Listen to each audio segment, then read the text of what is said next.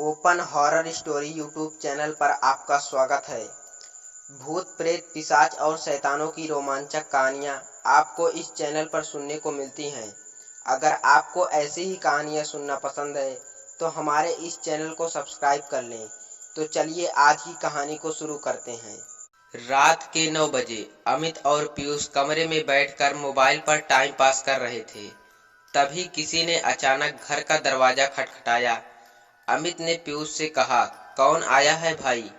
पीयूष ने अमित से कहा, भाई अभी मैं जरूरी काम कर रहा हूँ, तू जाके दरवाजा खोल दे।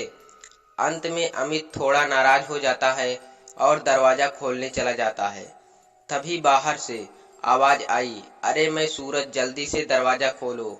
सूरज उन दोनों का दोस्त था और वह उनके साथ यहाँ पार्टी करने आया करता था।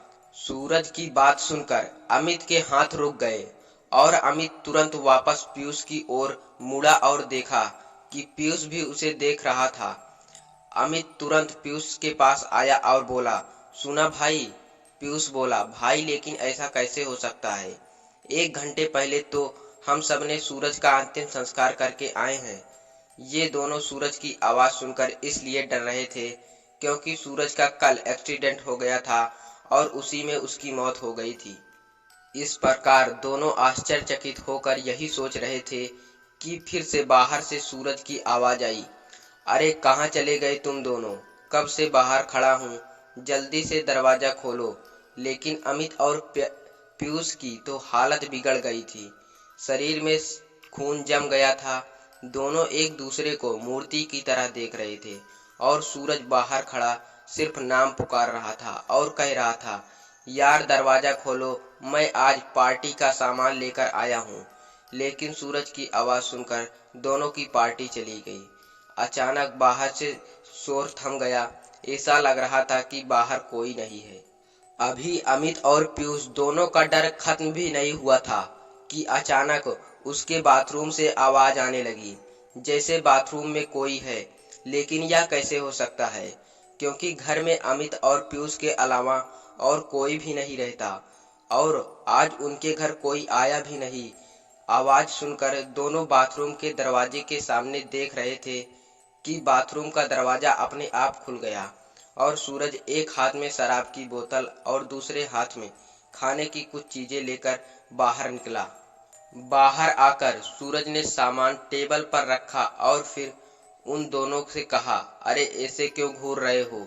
लेकिन दोनों डर के मारे सूरज की ओर ही देख रहे थे। दोनों की समझ में नहीं आ रहा था कि क्या करें।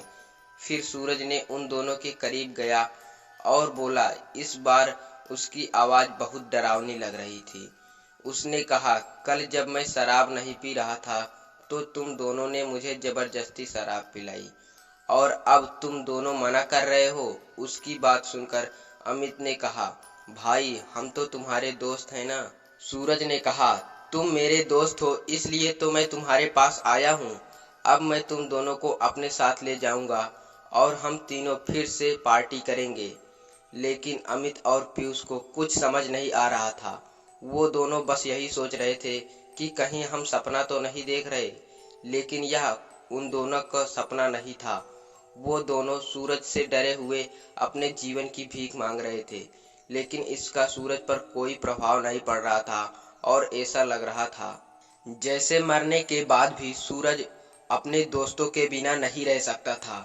इसलिए वह आज अपने दोस्तों को लेने आया था। सूरज ने अपने साथ लाई हुई बोतल उन दोनों के मुंह में डाल दी और तब तक बोतल खाली नहीं हुई तब तक नहीं निकाली जब तक कि अमित और पीयूष को पूरी शराब पीकर मर नहीं गए।